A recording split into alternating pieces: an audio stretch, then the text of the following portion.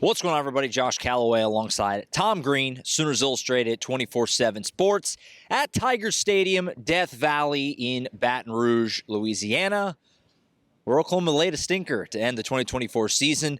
All the momentum, all the hype, all the hope after the Alabama win a week ago, which was just a dream game. And it kind of came crashing back down to earth tonight, quite frankly. LSU beats Oklahoma 37-17. Tom, this game started out pretty good. Oklahoma led 14-10, and that's when it just got away from them. A kickoff return back for a touchdown flipped the whole momentum. Felt like Oklahoma never could really get it back. The second half of this game was as bad of a half as they've had all year, really, on both sides of the ball. You know, a disappointment to say the least, because after last week there was a lot of hope, a lot of optimism, and tonight it kind of the bad vibes are all back. This was pretty ugly. Yeah, I mean, they came unraveled in all three phases of the game. The offense, they had that 175-yard touchdown drive. That was their only touchdown drive of the game. They had 202 yards on their other 10 drives combined. So they averaged 20 yards per drive. Second half shutout. And a lot of those yards came on that final drive when the clock ran out on the game. Defense gave up nearly 400 yards of offense. Just struggled with the deep balls again. Eli Bowen coming off such a strong game against Ryan Williams, kind of had a little bit of a humbling experience, and like he's going to have those as a young cornerback. Yeah. Billy Bowman said after the game, felt like maybe Eli needed a game like this to learn from it. But yeah, it was tough defensively for them. Gave up a lot of third downs, the long passes. Garrett Nussmeier got knocked out in the second quarter. Mm-hmm. Looked like he might be out for the game, and then he comes back right before halftime and throws a 40-yard dart to put them ahead. And then, like you mentioned, the 100-yard kick return on special teams. That's the first kickoff return they've allowed since Bedlam in 2021, and it came at such a brutal time for a special teams unit that's been vastly improved throughout this season. It was just. Brent Venables put it, very adequately after the game. It's felt like they just were not playing together in any three of the phases of the game. Yeah, the absolute opposite of complimentary football, which is what Brent Venables has preached since he's been here. To me, three really key moments that decided this game. Obviously, we just talked about one, the kickoff return. After they had just scored to go up 14-10, felt like they had the momentum at that point in the game. Defense was playing pretty well, had a defensive scoop and score at the early part of this thing. That was a killer moment. The drive right before half, when it's 17-17, after you get the field goal to tie it, to let them go down the field there and take the lead was just a gut punch going into the locker room. And then, even after all that, it's still a tall mountain to climb. It's 31-17, but they're driving, and they pull out an inexplicable double pass with Bauer Sharp, which, they've tried to do these a few times, and they have not worked, and this one was the worst of them all, as he just throws up I don't know what the heck that was. He just threw up a jump ball, and it got picked off. That really was the game right there. Any glimmer of hope they had left, it slammed shut right there. It just kind of felt like every time they kind of would do a little bit of good, there would be a lot of bad, which has been a theme, obviously, throughout the season. And just disappointed because you thought after last week, maybe that was a corner being turned, and then it kind of just went back to what we've seen all year. But those three key moments, including the double pass, was awful. Was awful. So they should have left. They should have left that play in Oxford the first time they tried it. How many times? But before, it never should have been a thing. What about what Bauer Sharp has done this season makes you confident that that's the play? So many times we've seen them run sweeps to him or screens to him, and it just hasn't amounted to anything. And again, there's just this almost infatuation with trying to get the big play with him on a gadget. Yeah. And it just hasn't worked at all this season. And that one was the most disastrous one. It was just a microcosm of what Oklahoma's offense has been this season. It's they just can't get out of their own way. Like you said, they're driving down the field, have a chance to try to make it a one-score game, and they dial up that. Brent Venables said, they saw on film that, there were plays where LSU was kind of over-pursuing on those strains, so they thought they might have been able to have that throwback. LSU took it away right away, and Bauer Sharp, he just gets spun down to the ground, panics, and I think he was trying to throw it away, because he was getting spun down, it just, basically where we're standing is where it got thrown to, on the 25-yard line here. Yeah. And it just, it just, Oklahoma's hopes just died with that play. Yeah, no, I completely agree. I understand, obviously, the offense is missing all the receivers. We talked about that all year. Brandon Thompson, he was available supposedly, didn't play, I don't think. Did he ever log a snap? I don't think so. Javante Barnes didn't play. So I get that he ended the season as the leading receiver on the team. I get that he is one of your weapons, quote unquote, but I'm with you. It's just, they've tried to Swiss Army knife him all season, and it's like he's a tight end who can give you some routes over the middle. That's about what he can do at a high level. I don't know why they continue to try and do silly stuff with him, and that it cost him dearly today. Talk about the defense in particular. Worst game of the year. The defense was terrible today, and this defense has been obviously a bright spot all season. It was fantastic. I mean, we sang the praises all week. It was as good as it really could get against Alabama. Dominated that game. I don't know what happened today. This was the most points they allowed all season. They were getting carved up deep. Garrett Nussmeier, it felt like he could just throw it down the field. And it was after a pretty good start. I mean, they had the scoop and score. They were getting pressure. They were at least making him evade the pocket.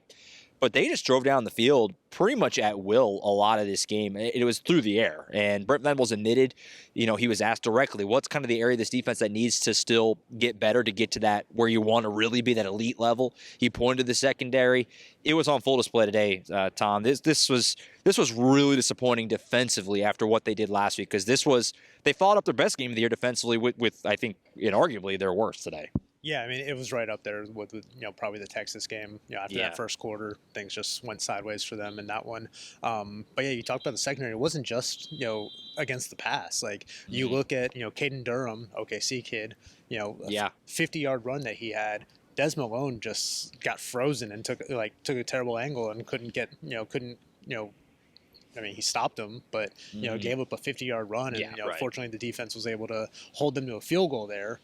But that's just, you can't give up those explosive plays. And when you include that, you include the 45-yard strike to Chris Hilton Jr., the 40-yard touchdown to him, add in the 100-yard kickoff, and you're just losing the explosive play battle left and right. Yeah.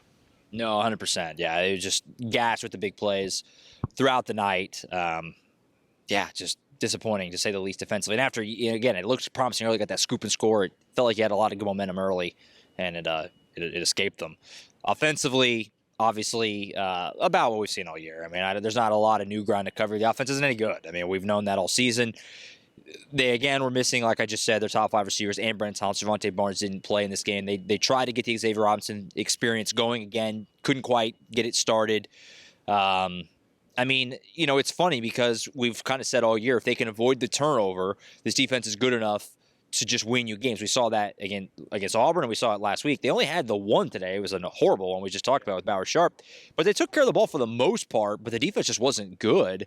But, yeah, Tom, offensively, it is what it is. They didn't score in the second half. The offensive line just collapsed. It felt eerily reminiscent to Ole Miss in that regard. Not to that degree with just the insane number of sacks, but it was similar in that the third and fourth quarter of this game, it just felt like they're just collapsing out there. Jackson Arnold was getting his head beat in. They couldn't run the ball.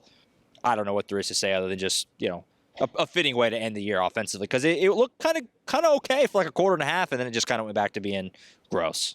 Yeah, I mean, this offense, in its current state with everything that is missing, is not built to play from behind, and certainly not with down You're two right scores. That, yeah. And like we saw, basically as soon as Bauer Sharp threw an interception, the offensive line just started letting up. They gave a bunch of sacks. They struggled to move the ball. Their second half drive chart was awful. And even they came out of the gate really slow too. The first 3 drives, 11 plays, 23 total yards, and it's like, where was this offense that we saw a week ago against Alabama? And then they come out and they finally take a deep shot. Jackson Arnold hits J.J. Hester for a 50-yarder.